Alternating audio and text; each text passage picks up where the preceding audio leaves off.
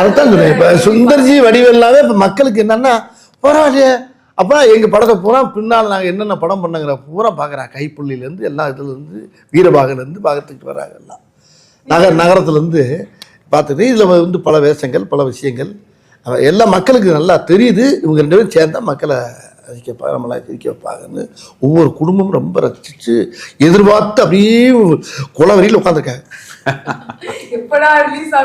ஆமா இப்ப கூட என்ன சொன்னார் 18ஆம் தேதி கூட அனிமா ரிலீஸ் பண்றதுக்கு வாய்ப்பு இருக்குன்னு பாப்போம்னாரு. நான் ரொம்ப ஆர்வமா இருந்தேன்.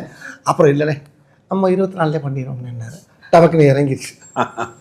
நேம்ஸ் பத்தி பேசாம இருக்க முடியாது. ஒரு வாட்டி உங்க காம்பினேஷன் ஒன்று சேரும் ஐகானிக் நேம்ஸ் வந்திருக்கு. ஸோ அந்த தாட் ப்ராசஸ் என்ன சார்? பின்னாடி உட்காந்து பிளான் பண்ணுவீங்களா இல்ல ஆட்டோமேட்டிக்கா? இல்ல வித்தியாசமா இருக்கணும்னு பிளான் பண்ணுவோம்.